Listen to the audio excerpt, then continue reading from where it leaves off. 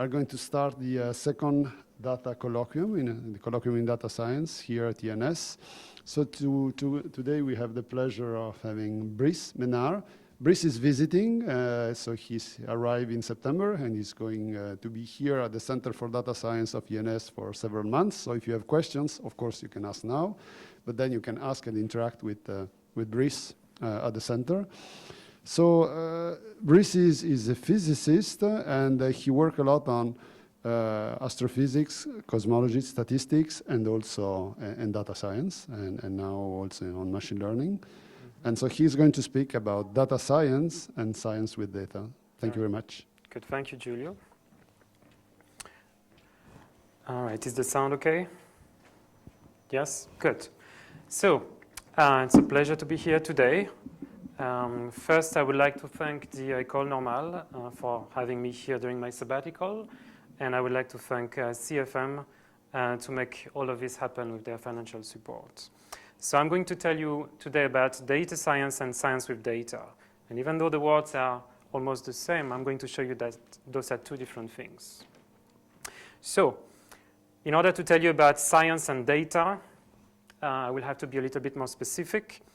And in order to do so, first I'm going to set up the bigger picture and give you a couple of axes along which we can think about data and the different types of data out there. So first, if we consider this axis, where we go from ordered systems to disordered systems, as you know, when we are on the two extremes there, we are at a very low complexity regime. And this is basically where we find physics. Okay? Physics is all about simplicity, and it's living on the two sides of this diagram. As you might know as well, so if we look at physical systems, okay, we can go from something that is very ordered to very disordered, a crystal and a gas. And in physics, we are trying to take departures from those two extremes and study all sorts of systems that are not too far from these two limiting regimes. In contrast to this, at the edge between order and disorder, we find the biological world, where we seem to see basically unbounded complexity. Okay, so if we have a metric for complexity, in this case, it can increase by orders of magnitude almost without an end. So in general, in science, we follow a principle which has been stated by a number of people. Here's a quote by a famous physicist, Gibbs, who taught us about the Gibbs energy. And it tells us that one of the principal objects of theoretical research is to find the point of view from which the subject is going to appear in greatest simplicity.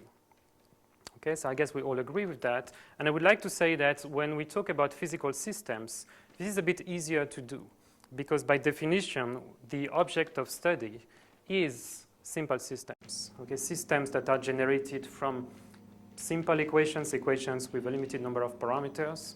And so it's not too difficult, usually in physics, to find this point of view.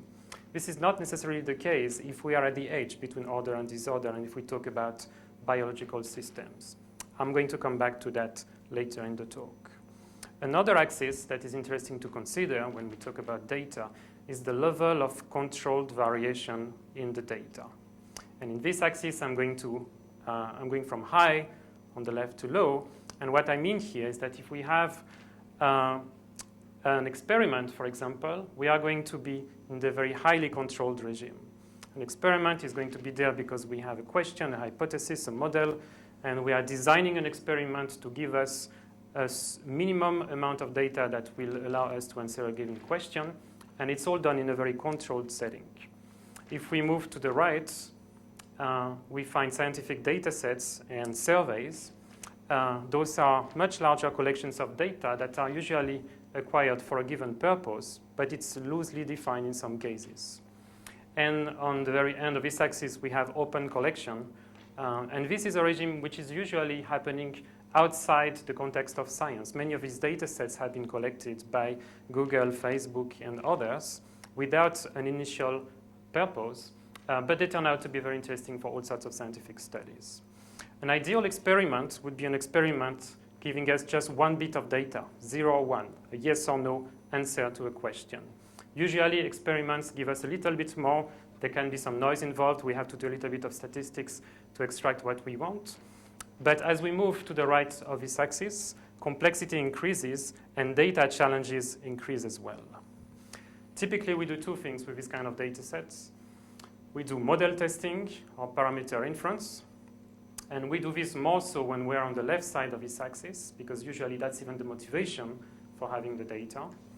And when we move towards the right of this axis, we also do what is called exploratory data analysis. So in this case, we do not necessarily have a model.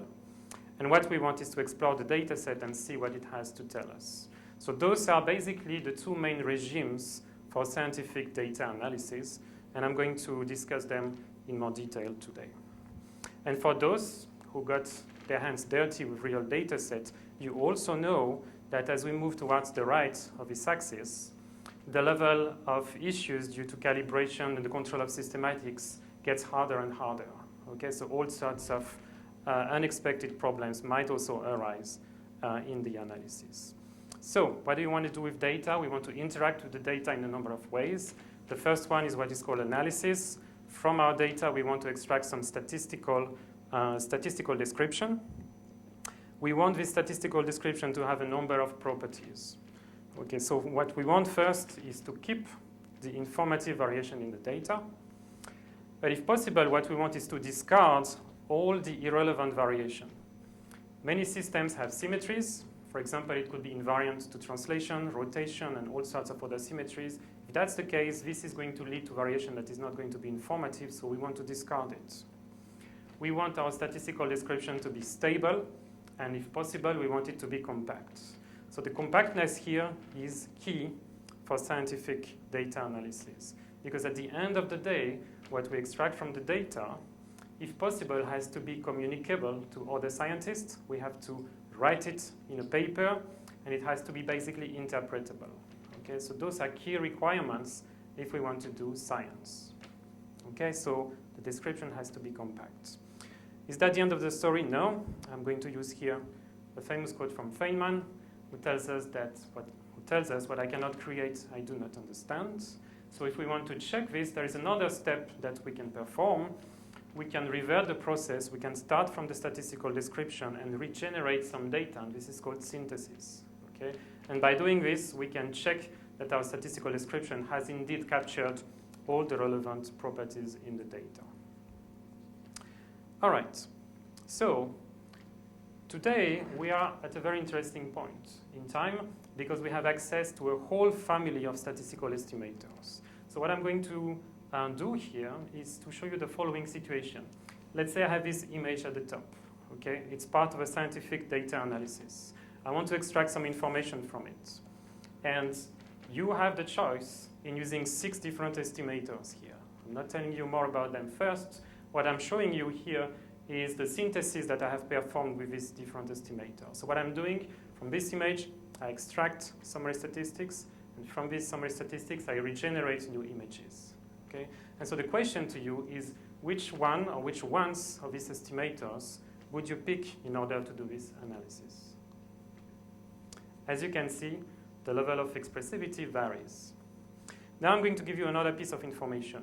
One of them here, the one... I have a question. Yes. None of these look anything like the original.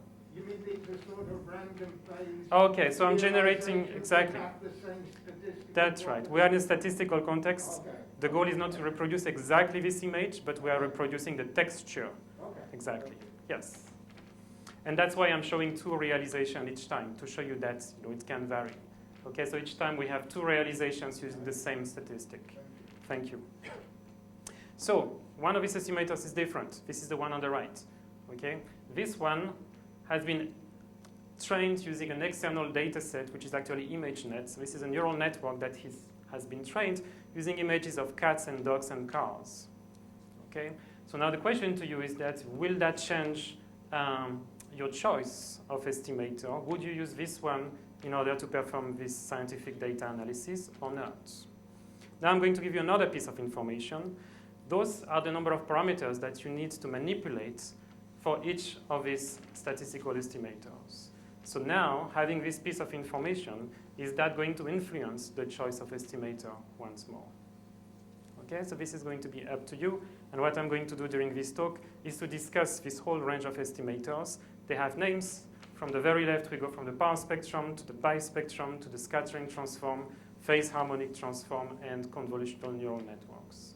And I'm going to discuss this axis along which we can perform data analysis in science. I come from astrophysics, so I'm going to use some astrophysical examples to illustrate some of the points I'm going to make. So let me tell you a couple of words about the type of data challenges we have in astronomy. This is a typical image of deep space. This has been taken from using a telescope on the ground. And so we are on the ground. There is a little bit of turbulence in the atmosphere. That's why the image is not as sharp as you might like. But this is very typical. We have a lot of data like this. With an image like this, we can play that game. We can extract some information. We have a model, and we can regenerate a new image. And so this is the new image. This is not the model. Okay? And you might not have noticed much difference between the two. Again, this is data, and this is the model, because the model is pretty good. If I show you the residuals, the difference between the two, this is how they look. Okay? As you can see, it's not perfect, but it works pretty well.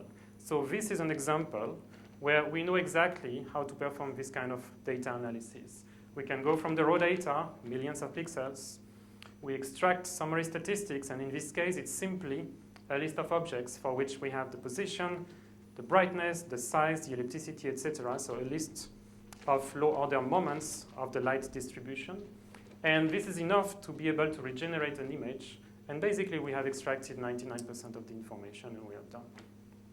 This is not always the case. If I consider this kind of astronomical data, we can no longer play that game. We can no longer turn these images into catalogs of objects. We are in a different regime here. We are in the regime of stationary fields or texture, and the approach is completely different. Okay, I can no longer talk about objects. I have to talk about fields. And in order to describe these fields, there are some properties that I wish to have. I want my description to be invariant to translation and possibly rotation for some of them, because we are talking about texture. I can no longer talk about individual objects. Instead, I want to capture correlations between scales in order to describe the structure that I have in these images. Hopefully, the description is going to be stable and compact as well. So texture is actually extremely important, not only in astrophysics, but in many fields of science. That's usually one of the hard problems. I'm going to put some emphasis on one very special texture we have in astronomy. It's the texture of the universe itself. What I'm showing you here is real data. Every point in this image is a galaxy. This is data from the Sloan Digital Sky Survey. So every little point here is a galaxy like this, for which we have an image and we have a spectrum.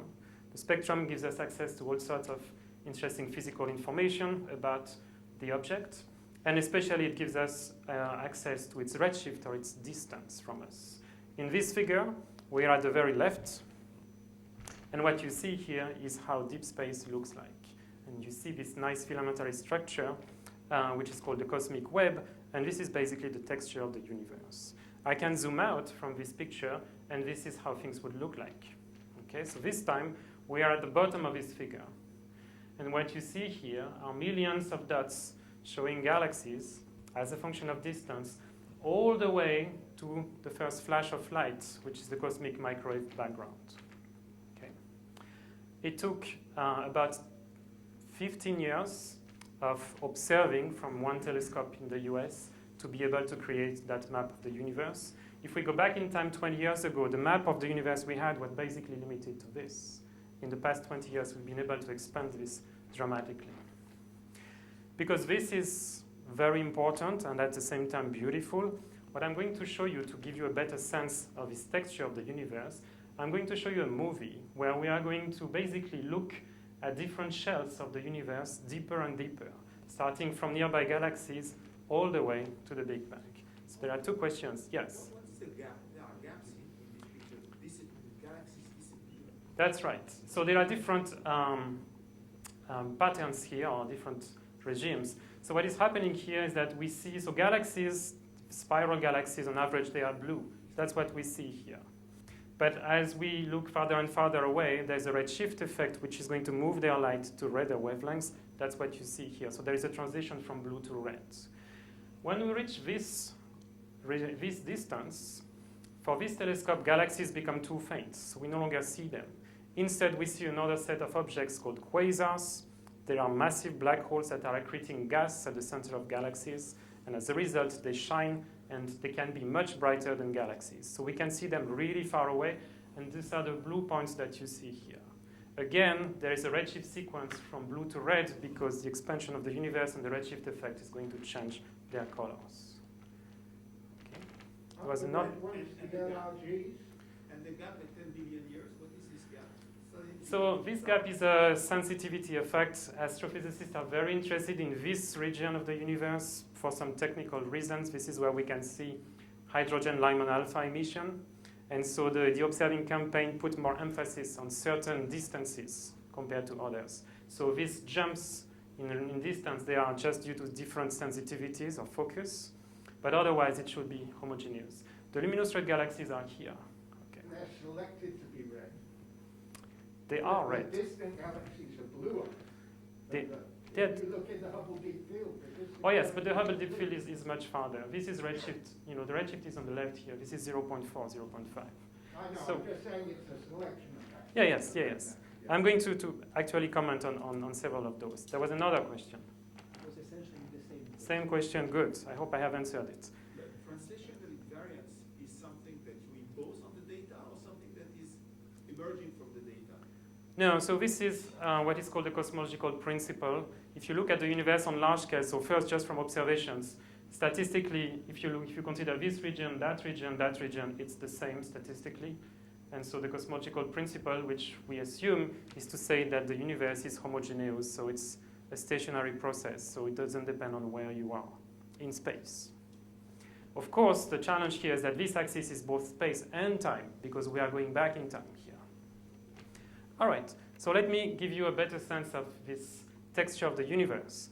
What I'm going to show you now, and I don't know if we can dim the light for this, because you're supposed to see this at nighttime, is the full sky that you could see with your eyes. Okay, so this is not a small region. We are not zooming into a particular region of space. This is basically the entire field of view. You might be able to recognize some constellations here. Are we going to be able to dim the light? I will start the movie anyway. So now what I'm going to show you is that considering the entire sky, and everything I'm going to show is real data, we are going to see all the galaxies at different distances, and we are going to go deeper and deeper into the universe. Okay, so let's start. We are going to start with the closest galaxies. Every dot here is a galaxy, and you see it with its actual color in the images. And what you are going to see through this movie is basically some sort of fly through the universe, and it's going to give you a better sense of this filamentary texture, filamentary structure that the universe is made of. So here we are seeing mostly blue spiral galaxies.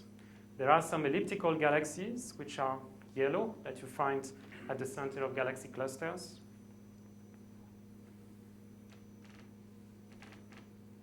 In terms of look-back time, we are at the very left of this figure. There is a cursor that's moving.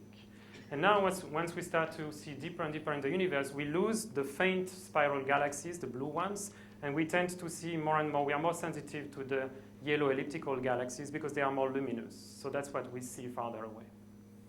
As we go deeper and deeper, as you can see, it's harder and harder to see all the filamentary structure, but it is still there, and we can still extract it statistically. Now we are at redshift 0.2, 0.3. Now the expansion of the universe is stretching the light significantly to the point that the yellow light is being now moved to the red. Okay, this is the redshift effect. They are the same yellow elliptical galaxies, but they look now red to us. Millions of them. And now what is happening is that we reach a distance about halfway there in time where the galaxies are too faint, we no longer see them. And all the points that you are seeing here, they are quasars, okay, these massive black holes that end up being very luminous when they accrete gas. And we can see them across the universe. We don't see any filamentary structure here, but there is still some spatial clustering information here that can be extracted statistically. So we continue, we start to reach redshift 2. This is an interesting regime of distances for astrophysicists. That's where we can see hydrogen glowing through the Lyman alpha transition. And so there was some emphasis on this region. People got more data. That's why it's denser. And so here you see hundreds of thousands of quasars. Those quasars, those black holes, when they emit light, it's intrinsically blue. But now we reach distances that are so far, and the light has been stretched so much that even these very blue objects appear red. Okay, so this is what is happening here. And soon, we are going to consider objects that are so far away that we see only a few of them. And then we reach this regime where no visible photons can reach us. Okay, so those are so-called the dark ages. We cannot get any visible photon. But if we switch our instrument to radio wavelengths, what we can see is the first flash of light. This is the cosmic microwave background. This is again real data and over the entire sky. This is the first flash of light that was emitted soon after the Big Bang. And this is basically hydrogen glowing here, if you want. Okay. All right. I hope you have enjoyed this movie. And I hope now you can better appreciate the type of data we have in astronomy, and you can better understand this map of the universe. Okay? Again, everything you've seen here is real data. So let's go back to our texture of the universe, and I'm going to zoom in into the more nearest part of the distribution. So when we see this, we want to ask a number of questions. Okay? So first, if I consider the universe as a whole, we are talking about cosmology here. And what we want is to basically characterize the texture of the universe, okay? The statistical distribution, the spatial distribution of matter in the universe. And what we can do is ask, okay, what is the density? What is the amplitude of these fluctuations? At the same time, we can also infer the rate of expansion. What is, as well, how is this expansion changing with time? Okay, now we know that it is accelerating. And so for all of these questions, we can actually turn them into one parameter, and they are called the so-called cosmological parameters. And with a set of about 6 parameters, we can basically describe the entire distribution that you have seen. Okay? And so one of the goals of cosmology is to be able to better and better assess, characterize these cosmological parameters. For some of them, it's a quantitative question. And for some of them, there is also a qualitative question behind them. For example, there is this dark energy you might have heard about. And for this parameter, the question is more qualitative. We don't know if it is something that is constant. We don't know if it varies in time, and so on. And so by trying to better constrain all these parameters together, we are going to be able to address this question. Now you might ask, how are astronomers doing this? The answer might shock you. If I show you all these estimators, what is typically used with real data in practice is this one. Okay, the power spectrum, the one that has the least expressivity in this context. Why is that? If I consider other textures, other stationary fields in astrophysics, the answer is the same. Whether I'm looking at fluctuations at the surface of the sun, gas in the interstellar medium, or other distributions, typically the power spectrum is the statistical tool that is used by most of the community most of the time. So let me just say a few words about the power spectrum. What is it? So I'm going to consider it in the context of an image. I take my image and I'm going to convolve it by a Fourier kernel, sine and cosine, and I'm going to just take the square modulus of this. Okay? So if I have an image like this, I'm going to go step by step. What I can do is that I can pick a frequency. So we are in 2D, so that's a vector. And I'm going to convolve this image by a cosine and a sine. Okay, that's the real and imaginary part of this estimator. And by doing this, because the sine and cosine are completely delocalized, they exist at every point in space, I'm going to wash out completely all the structure that I have in my image. Okay? Another way to show this is to turn this into a modulus and a phase for complex numbers. And what I'm going to do to express my power spectrum, I'm just going to take the L2 norm of this. So I extract one number. It's going to be the power at this frequency. And I'm going to discard the phases. Why are we doing this? Because it has some nice properties. Okay, the power spectrum is invariant to translation and possibly rotation if you want. So that's what we want in order to characterize textures. It conserves energy. Physicists care a lot about this. It can separate scales. And if we are dealing with a Gaussian random field, which doesn't happen very often, but in this case, all the information is extracted. Many of you are familiar with the power spectrum. This is a power spectrum. If you consider a stereo system, this is power as a function of frequency. Okay, this is now considering the time domain. So you are all familiar with this. This is showing frequencies from 16,000 hertz all the way down to 30 hertz. And the human ear is going to cut around 20 hertz. I'm going to show you, just because it's very interesting, what happens below 20 hertz. Below 20 hertz, you cannot hear that with your own ear. You need to record that using an instrument. The instrument that is typically used is called a seismogram. Okay, you are familiar with those in the context of seismology. We can record the same type of pressure waves that reach the ear. And when we plot the corresponding power spectrum, this is what we get. And the power spectrum is really good at one thing.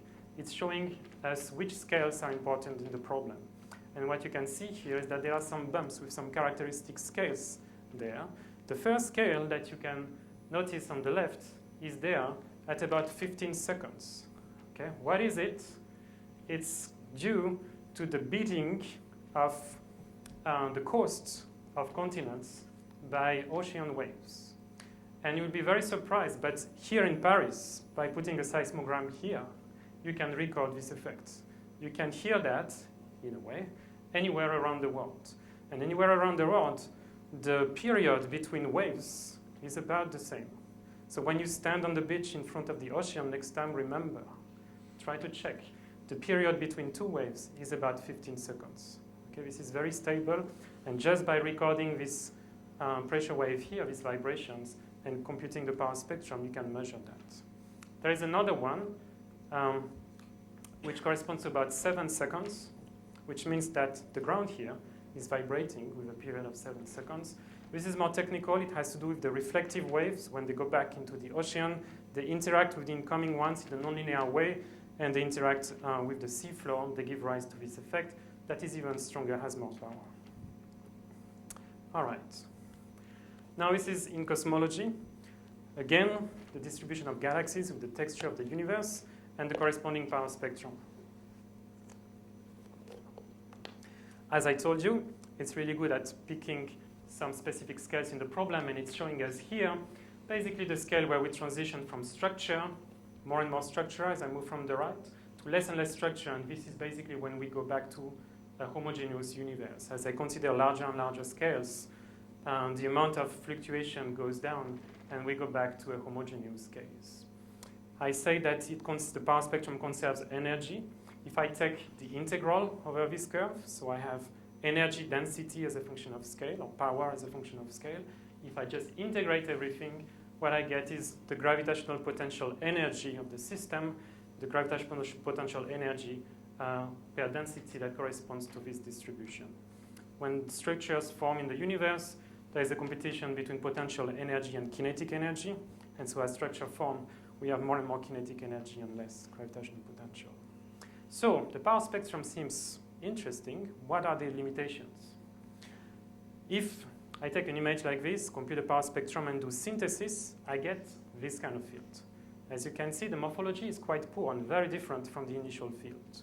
Okay, power spectrum is the square modulus of this convolution. What about going to higher order? We enter here the regime of higher order statistics. What I can do is to convolve my fields 3 times instead of 2. And I can use this statistic. I can perform synthesis. And this is what I'm going to get. This is closer to the initial image, but we are not there yet.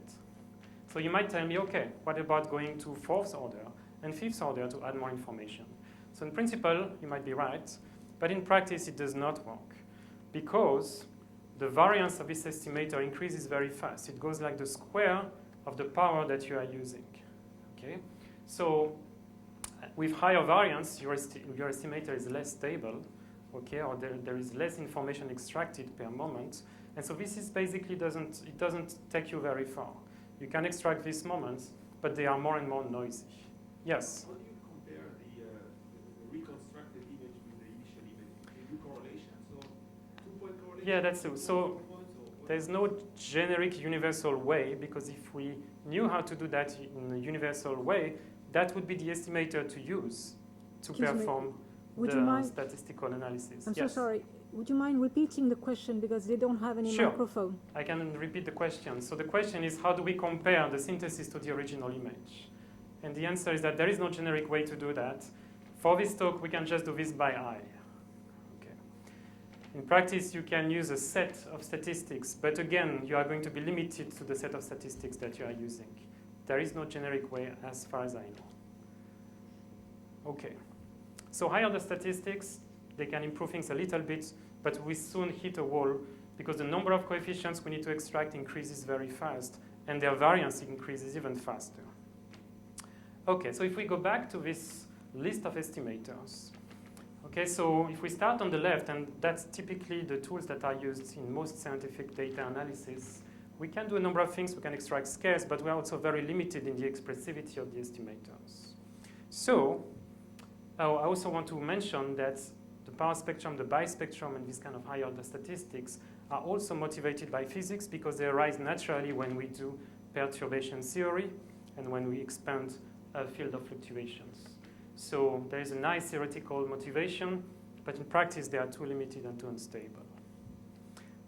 So if we have this entire axis, what about jumping to the other extreme? And what about using convolutional neural networks? In this case, they are not motivated by physics or perturbation theory, by performance or complex tasks, which is almost the opposite. And as you know, we can do a lot with them. Their expressivity is fantastic. But the issue is that they are still black boxes to us. Okay. This is actually a problem at many levels. In many scientific communities, there has been, over the past 10 years or so, a growing divide between people who are extremely excited about convolutional neural networks and people who are not. What we observed often is that we have some people, they tend to be young, ambitious, who will have boundless enthusiasm about CNNs, and they are going to use them for almost any kind of problem.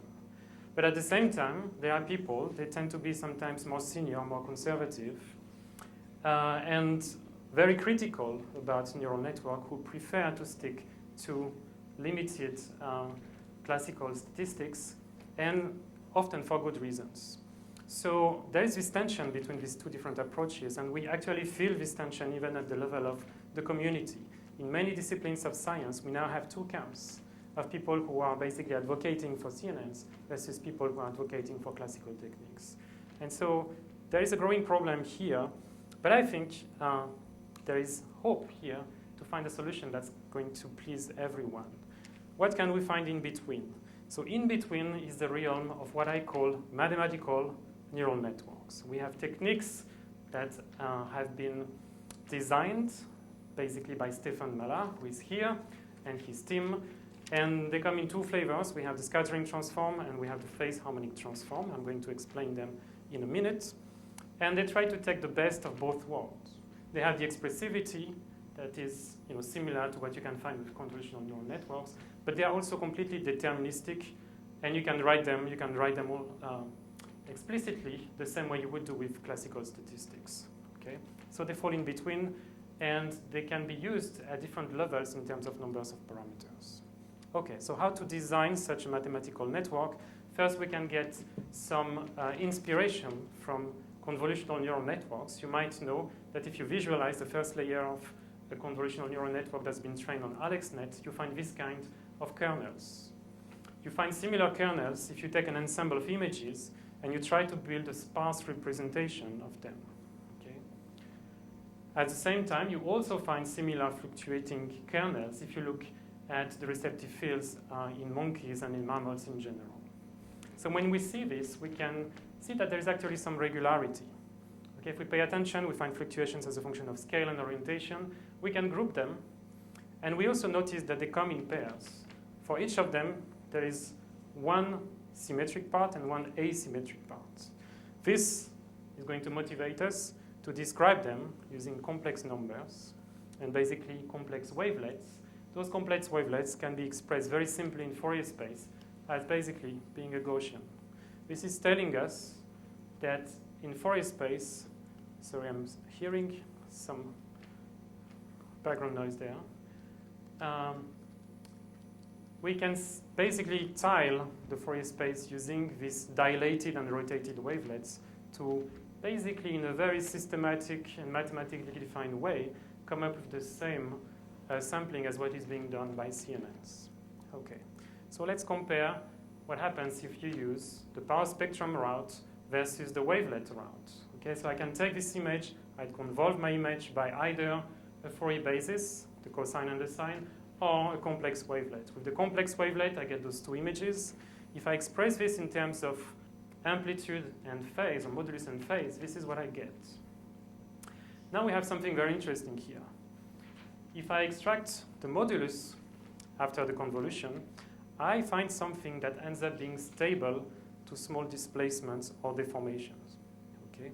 Those are encoded in the phases, and we are going to discard the phases. So what do I mean by this? So my kernel here is a little fluctuation, okay, that is here on very small scales. If there are fluctuations in my image on that scale, they are going to appear either in the real part or the imaginary part, depending on their exact location. And now what I can do is that if I perturb my image a little bit, if I move some of these fluctuations left or right by an amount that is smaller than the period of my wavelet, the modulus is going to change by a small amount. The phase, which carries information about the exact position, is going to vary a lot from -pi to pi, but the modulus is stable. This is a very important property to have a stable estimator. Okay. Now, what can we do with it? Again, if I take the power spectrum route, I compute a modulus, I take the square, and I have my power. Can I do more than that? No. If I want to now combine the first scale with a second scale, I cannot do that, because my basis is orthogonal to any pair of frequency. Okay, if I take the product between cosines of two different frequencies, the expectation value is going to be 0. So all I can do is to extract the information scale by scale. I cannot combine scales with the power spectrum approach. In contrast to that, if I use the scattering transform route, if I follow it, I can extract information on the first scale. Okay, I can extract my information, I can pull from this image just using an average. I get my first coefficient, and I can repeat that on a second scale. Okay, so I can reconvolve this image by another wavelet on the second scale, and I can now pull another coefficient. This is going to tell me something about the interaction between the first scale and the second scale, something I cannot do in a power spectrum formalism. So this is great, because now I have the ability to characterize some scale interactions. I can do that 2 times, but of course I'm not limited to 2. I can continue expanding this, and I can end up with a series of so-called scattering coefficients, okay, which are cascades of convolutions and modulus operations. And what you might see here is a familiarity with the properties of convolutional neural networks. Okay, I have convolutions by kernels, I have a nonlinearity, I have a pooling operation, which is the average, I have a hierarchical structure, which is the iterative approach that we have here. This statistical description, which has all described by Stefan Mala in 2012, has some very interesting properties. The filters are not learned. It is invariant to translation, rotation. It is stable to deformations. It preserves energy, which makes physicists happy. And very interestingly, it is contracting. So what this means, just in 2 sentences, is that this is going to converge really fast. And so in practice, most of the time, by simply going to second order, you can extract about 98 to 99% of the energy. Okay. Which means that you will not have to expand this very much. And in practice, we are only using the scattering transform only at second order. Back in 2012 and 13, with work done by some of Stefan's students, it was shown that the scattering transform performs extremely well on classification tasks. Okay? This was done in the context of handwritten digits with MNIST and textures. But something very interesting happened here. This technique seems to have been missed by many scientific communities. In physics, most people still today don't know about the scattering transform. In astrophysics, most people don't know about the scattering transform. In geophysics, it's the same. In chemistry, it's the same. And so this is interesting because this work was done back in 2012, 2013. But it's only now, basically, that we are starting to see all sorts of applications in science. It's just the beginning. The first paper published in astrophysics using the scattering transform, which was done by Erwan Alice and collaborators who are in the room, was published just a year and a half ago. And so there is an interesting gap here between the time when it was published in the signal processing and mathematical literature and the time when physicists are starting to adopt it. I'm coming to the question in a second, and I think this is telling us something about the lack of porosity between different disciplines. Okay, I wish I had known about this 6-7 years ago. Okay, and one of the reasons why I'm giving this talk is to basically show you and many of the scientists out there that this is one of the tools we have been waiting for a long time for scientific data analysis. So, a question there, yes. What's the difference between this scattering transform and the wavelet analysis, which have been around? Yeah, so there is a fundamental difference, is that wavelet analysis typically do not use this nonlinearity I talked about, the modulus operation. This makes a big difference because we have a nonlinear estimator here. If you simply take wavelets, you have a linear description of the data, and that is a different world. Okay, this is really the key. The reason, it's the same reason why CNNs, convolutional neural networks, have a nonlinearity in them. Okay, you need that if you want to extract information in a way that's going to be stable for deformation. So the nonlinearity comes from taking the norm? The nonlinearity is the complex modulus that you take there, yes. Okay, and by taking this modulus, you are discarding the phases, and you have an operator that is nonlinear. So, what I'm going to do now during the next minutes is to show you that it actually can do very interesting things for scientific data analysis. It was presented as a way to do classification, and I think that's also why it took so long for many people in natural science to realize the potential of this technique. Because often, for many scientists, classification is not really like the key operation we want to do. Okay, so what I'm going to show you now is how it can be used to perform synthesis, to perform parameter inference, and to do exploratory data analysis. Okay, so synthesis.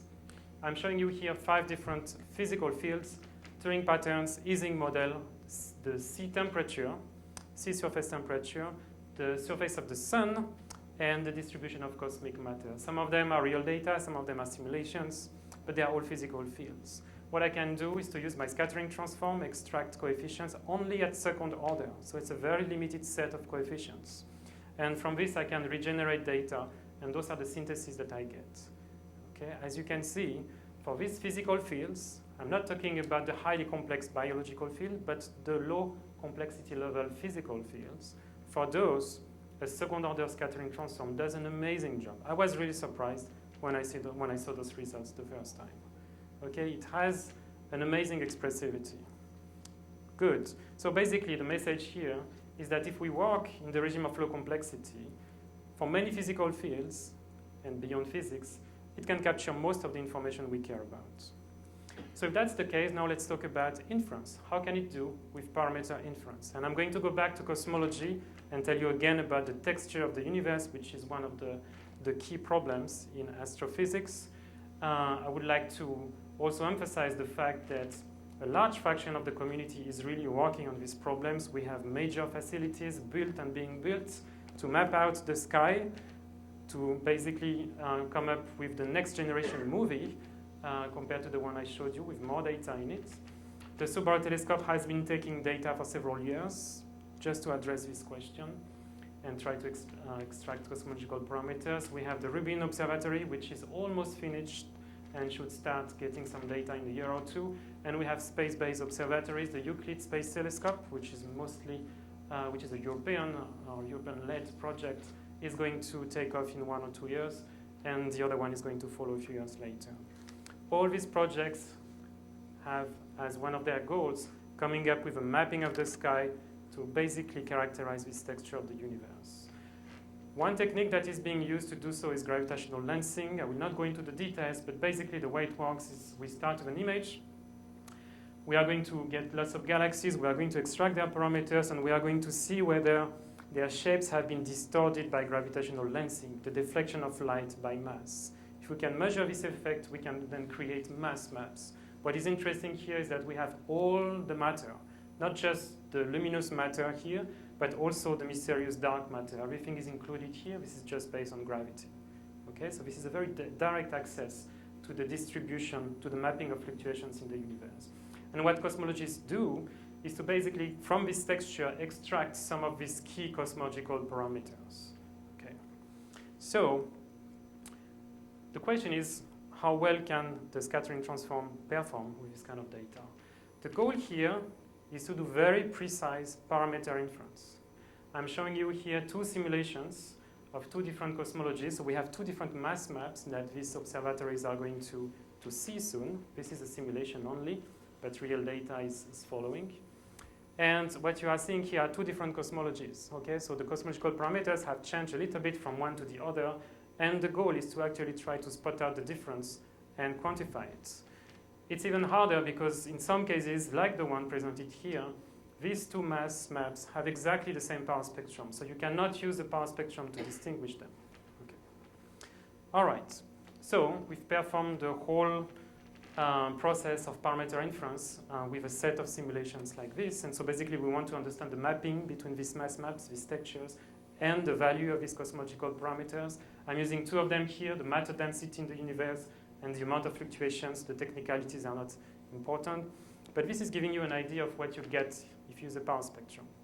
Now we just redo the same analysis with the scattering transform, and this is the precision we get on the same parameters. As you can see, there's a huge improvement. Okay, this is great news. So the scattering transform is able to extract way more information than the power spectrum. And now we can quantify this. The difference is quite important because if you think about it, these surveys are going to take 5 years, sometimes 10 years to finish. And what this is telling us is that we can extract the same amount of information if we use a scattering transform from much less data. Okay, so instead of having to run for 5 to 10 years, we can basically reach the same goal, the same accuracy, in a much shorter time with much less data.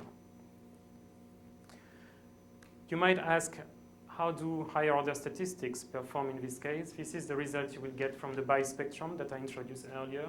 And what you can see is that even in this regime, the scattering transform still performs way better. The difference between the two is a factor 2 in sensitivity, but now if you consider the amount of data, that would be 4 times more data to reach the same sensitivity if you use a bispectrum. So there is great interest in using a scattering transform approach. It is really powerful. How does it compare now in the presence of noise, and how does it compare to other estimators? What I'm showing you here is the constraining power for different noise levels. We have different estimators, power spectrum, peak counts, and convolutional neural nets. The results from Ribley et al., they made it to Nature. They used a state-of-the-art convolutional neural net, and they showed that compared to classical techniques at the time, they could do so much better. Okay, they could estimate the cosmological parameter much more precisely. How does the scattering transform perform compared to those? Here's the answer. We've done the same analysis with the same simulations, and what we find is that the scattering transform performance is on par with the state-of-the-art CNN for this task. Okay, that's great news. What is even greater is to ask the question, how many parameters do we need in each case? The power spectrum approach is based on about 20 coefficients. The CNN that was used here is using millions of coefficients, and the scattering transform approach in this case only relies on 37 coefficients, a tiny number. Okay, and that's great, because when we do this data analysis, we want to work with compact descriptions. They are much better behaved. These 37 coefficients are also interpretable. I can show you the effect of a few of them. One of them here encodes for structure sparsity, and if I do synthesis and I vary its amount, I can visually see how it can encode the different levels of sparsity.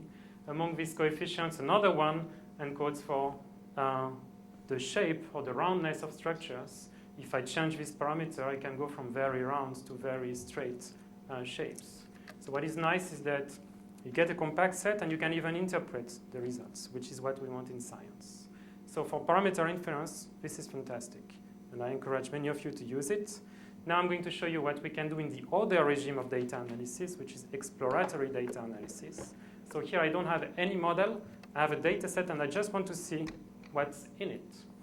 I'm going to switch fields. I'm going to now talk about oceanography. This is a data set showing the temperature of the surface of the sea all around the world. And this is interesting because if we zoom in, we find all sorts of different patterns that are studied by people in oceanography. Some of our collaborators, Xavier Prochaska and others, looked at this and studied this using neural networks in order to classify all these different types of patterns. We have repeated the analysis using the scattering transform. Just using two coefficients, the one I introduced before, what I can do, I have millions of those little tiles. I can organize them as a function of these two coefficients, feature sparsity and shape. This is just a few lines of code. And by doing so, I can see the overall distribution of shapes in this data. And the results that we got here are way better than the results that people got using CNNs. Okay, they are much more stable. And the reason is that with CNNs, they had to do training using simulations. The simulations are not necessarily matching perfectly all the features in the data. And so here we can bypass all of that and we can directly extract all the morphological information in a very interesting way. We can do other things like finding neighbors just based on morphology. I can pick a spot here and I can just look for tiles with similar scattering coefficients, and immediately I can extract from this very large data set tiles which have similar features. Okay, again, this is very interesting for oceanographs at the end of the day. That's an example for fields. Is it limited to stationary fields? No, we can even push it to the level of objects. This is now a task that astrophysicists perform all the time. We observe galaxies in the sky. We have different types of galaxies. And we want to basically order this a little bit. People have done that in different ways. From 2000 to 2010, this was done using citizen scientists, okay, because we didn't have the quantitative tools to do that well. So people, random people around the world, were asked to basically classify galaxies by eye. So thousands of people have spent countless hours organizing these kind of data sets. In the past 10 years, people have used CNN to do that, and those CNNs are trained on the classes that were constructed by these random citizen scientists. Okay. Instead, again, we can bypass all of this, simply extract scattering coefficients from these images, and we can organize the data directly. I'm showing you here a two-dimensional projection of these scattering coefficients, but again, just with a few lines of code, I can find the overall distribution of my data directly without any training. All right. The scattering transform was introduced in the context of classification for textures, for digits, and it did that really well. What I just showed you is that we can actually use it in different types of data analysis contexts, which are very relevant in science. It's really good for synthesis of physical fields if they are not too complex, parameter inference, exploratory data analysis. If you've been convinced and want to use it, I just want to highlight briefly, together with Sihao Cheng, we wrote a guide to the scattering transform, which was an archive recently. I gave you references to all the original papers in the previous slides, but this is basically providing you with some sort of a synthesis where we put we try to keep the math as simple as possible to have an easy entry to this technique. So given the success and the performance, we can also ask, okay, we are very tempted now to use the other techniques and see what we can do with them. Okay, what happens if we now go and move to higher expressivity? The scattering transform cannot go there. It has some intrinsic limitations. Okay. So what limits that estimator? If we think about it in Fourier space, okay, if I look at the second order coefficient, this is how it works. The first wavelet, the convolution by the first wavelet, is going to restrict information in Fourier space to the orange area here, okay, which means that it's ignoring everything else. When I go to second order, I'm going to be able to extract interactions between what's happening inside, so between what's happening in the blue circle and the orange one. Okay, and so I can look at all sorts of combinations, but I have to stay within the first wavelet. Okay, so I'm extracting scale interactions, but they are limited. Okay, if my data has structure that is encoded by interactions between completely different scales, the scattering transform cannot capture that. So Stefan Mahler again and his team came up with a different type of estimator which can actually do that. Now it's no longer based on the first order statistic, it's based on the covariance. And so the idea here is that if I take two different wavelets here that do not overlap, I want to extract correlations between them. By default, I cannot do that because I have phase fluctuations here that are not coherent between these two different patches. So they came up with a clever technique of rescaling the phase fluctuations. I will not go into all the details here. I'm giving you some references if you want to know more. But by rescaling these fluctuations, one can actually come up with a meaningful covariance between the two. So this is great news because now I'm no longer limited to just one wavelet and what's happening inside. I can now look at all possible correlations covering the entire Fourier plane. Okay, so this is nice because it's much richer, but it comes at a cost. Now we have to consider a much larger space of parameters. Now I have to use covariances, so I have to use a second order statistic, not first order, which means that the variance will be larger. And I have many possible coefficients. So let's look at its performance. It's been used in cosmology here by Alice et al.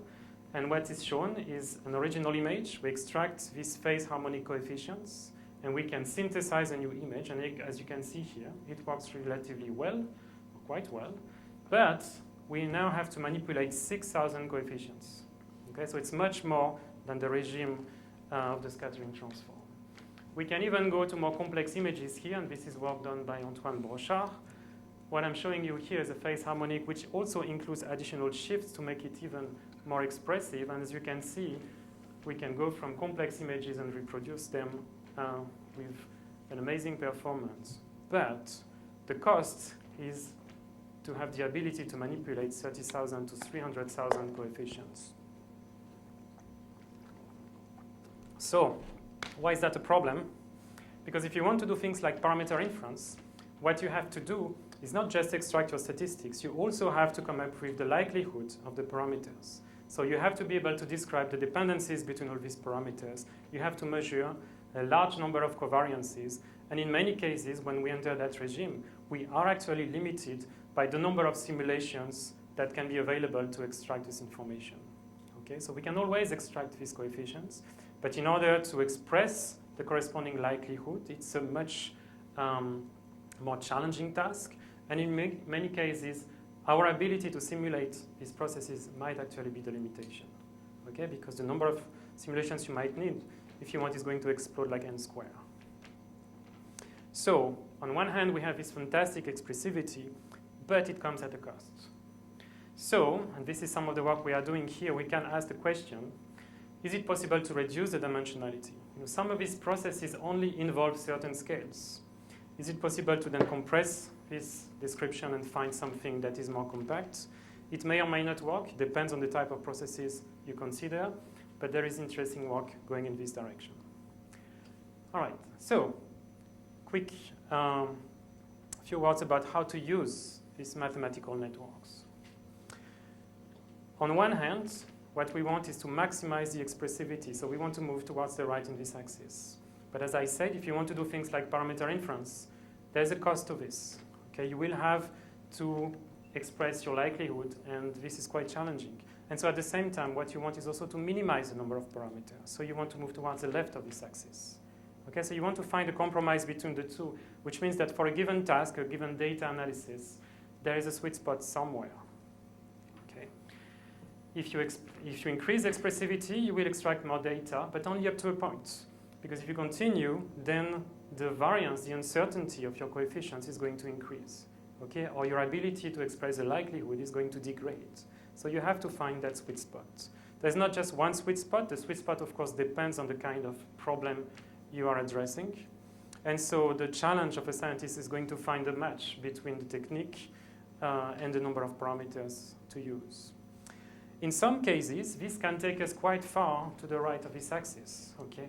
These mathematical networks, they are agnostic about data. They have not learned anything, And that's why they are spitting out so many coefficients.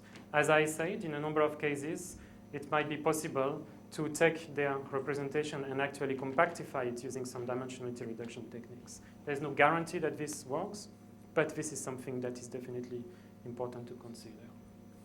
So, on a more philosophical note here, and I'm going to come back to one of the points made at the beginning of the talk, and talk about interpretability and perhaps the limits of science. If you remember, if we span this entire axis from order to disorder data, physics is going to be on the extremes of this curve. Okay, and the extreme correspond to very low complexity. If we're in this regime, we know that the physical processes we are trying to consider rise from simple equations, limited sets of parameters. So very often, we will be able to start with some data, millions of pixels. We will be able to use some of these estimators I talked about to reduce the size of the description to come up with a statistical description. Once we have it, we can try to further even reduce the dimensionality. So if you are used to, for example, principal component analysis, okay, the idea is to look at the different axes of variation and to rank them by importance. And you get something like this. And so if you are in a regime like this, if the relevance of these parameters decreases fast enough, if there is a scale somewhere with an exponential cutoff, then that's great. Okay? It means that you know how many parameters are going to contribute to the problem. And if you're lucky, if that corresponds to a number that is small enough, a human scale, you will be able to interpret them. But that's not a guarantee for any system out there. We can think of a class of systems for which the decay of this parameter relevance is going to follow a power law. In this case, the situation is completely different. Okay? If we have a power law and if the slope is -1 or shallower, the situation is different. Because this is telling us that even if we use these estimators that have provided us with some statistical description of the data, some of them still need 10,000, a million, or billions of parameters. Okay? We have this slow decay as a power law, which means that there is as much information per logarithmic scale here. Okay? And the situation is very different. This is a class of systems that we find in the biological world. This is typically what we have with language models. Okay, the GPT-3 language model by OpenAI has 10 billion parameters.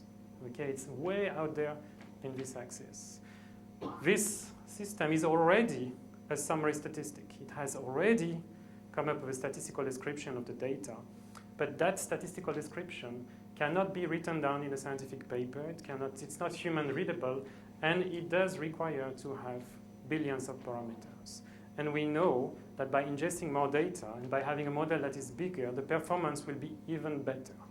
And the increase is not a modest increase. It's of order unity each time the size of the system increases by an order of magnitudes.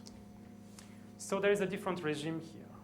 And there is a regime where things are no longer interpretable. The scale is beyond human scale. And all we can do in this regime is to just learn, to just have machine learning, and that's all. And that's interesting because this is new to science. That did not really exist 20 years ago. Okay, this is something that we encounter for the first time, and the question is what to do with the systems. I will just raise the question, and I think it's an interesting discussion to have. I'm going to summarize some of the key points of this talk now. I'm going to go back to this axis. We now have many different statistical estimators in hand, and this is great.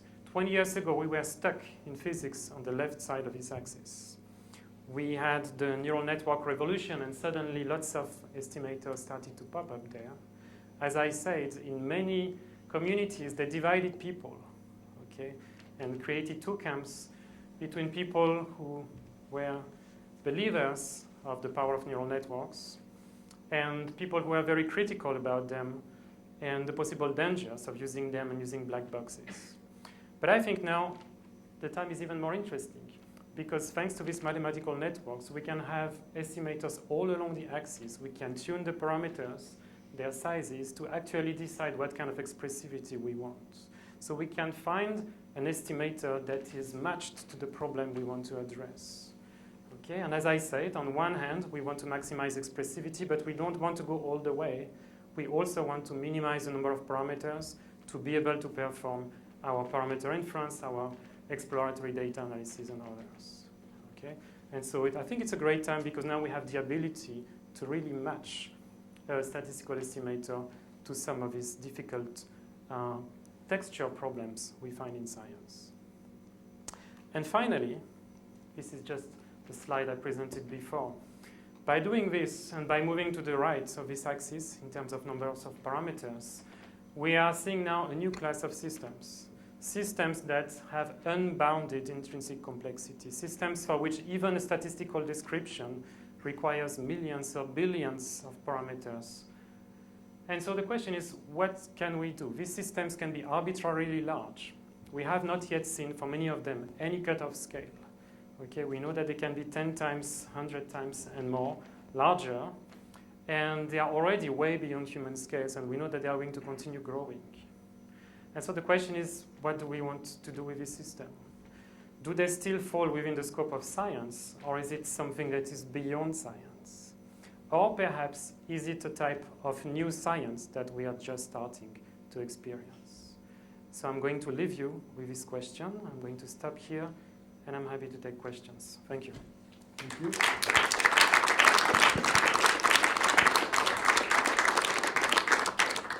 Questions?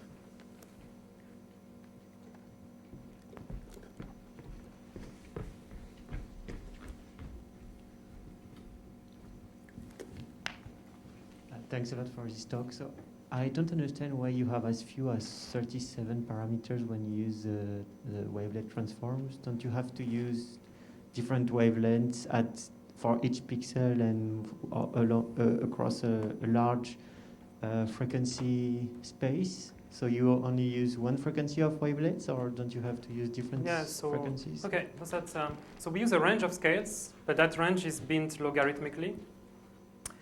So in this analysis, what do we use? 6 scales. See how you know better than me? 6 scales, spaced logarithmically. And because the matter distribution in the universe is isotropic, so we don't have to focus on specific directions. We can just average over all angles. So it's an analysis that basically only depends on the limited number of scales. And so that's why the description is so compact, and we end up with only 37 coefficients. Other questions?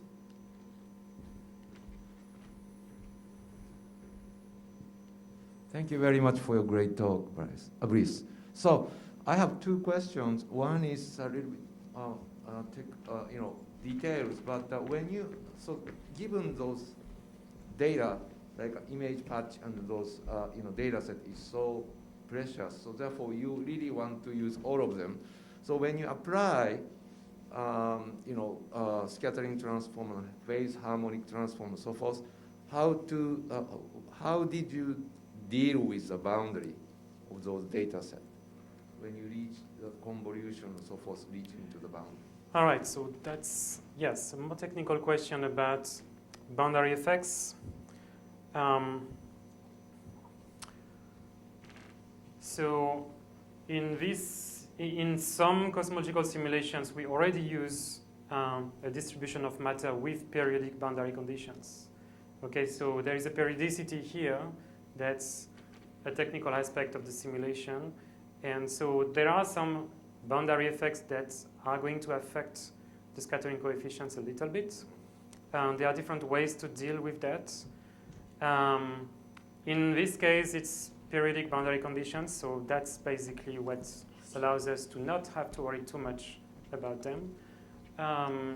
If not, there are different ways. You can reflect the data, you can pad with zeros and take that into account. So there are technical, different ways to do that, and those are technical details of the analysis. But because we can simulate all these things, we can control them as well. Okay.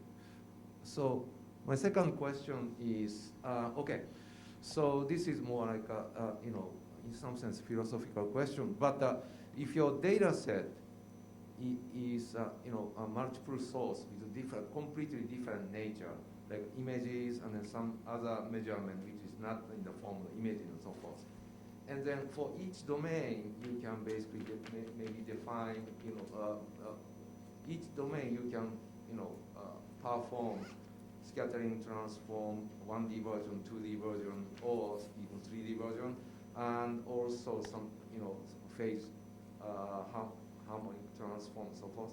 But then when you want to combine these different modalities, in some sense, that combination of directions, there's no, it's difficult to define something like a scattering transform, different nature. So, sure. So the scattering transform is defined for one specific domain, so whether you are in 1D, 2D, etc. So there is a domain that is specified, and it is built, it is designed to be translation invariant. Yeah. And so within that domain and within that condition, it's going to perform the way it's supposed to.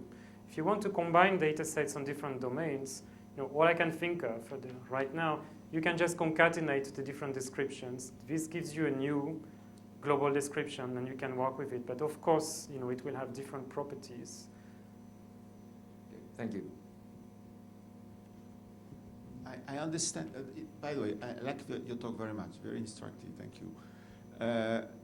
I have a question about the way you use your analysis to compare with the model. So basically what you have here in the back of your mind is a cosmological model which you can simulate and generate the distribution of galaxies in the simulated universe. And then basically what you do is that you compare this simulation with a real observed universe and try to extract the real parameters of the universe by using your microscope in some sense, your transform, Yes. as a way to actually extract correlations or features in the universe. Can you think of using your approach to actually extract a theory, not check a theory, but try to use because basically in this particular case you have a theory which predicts something, but ideally you would like to use data analysis to maybe try to come up with a model that would explain the data. Sure.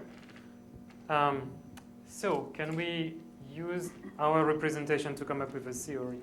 So what the representation allows you to do is to basically have a mapping from something that will have many millions of pixels down to a representation that will have a limited number of coefficients.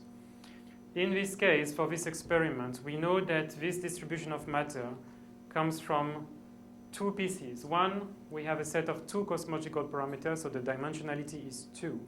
And the other one is that we have some initial conditions and gravity. That's it, okay? So if you have a theory that from a physical point of view, those are the ingredients that you need in order to basically simulate everything. Now, the representation can only help you to get closer to the parameters you are interested in. And in this case, I told you that we basically can take these many millions of pixels and we can collapse everything, compactify everything into just 37 coefficients. So with 37 coefficients, that dimensionality is much closer to the target one that you have here. Now what you can do is to try to interpret these coefficients. So these coefficients actually are correlated. So the intrinsic dimensionality of all this variation is much lower than 37. I didn't talk about that, but you can go one step further. You can do dimensionality reduction on the representation, and you can go from 37 down to just a set of a few that will basically describe 90-something% of the variation. And that takes you even closer to the actual theory. But these kinds of approaches will not take you all the way directly there, as far as I can tell. Because at the same time, it's not just two parameters, there is also some physics, okay? We have gravity and some initial conditions. But what it can do is to basically help you get closer and closer to the actual scientific theory that is behind this. And then that's the job of the scientist to actually interpret the representation and see if from it it's possible to actually extract the relevant physical parameters of the system. Other questions? Okay, if not, thanks again.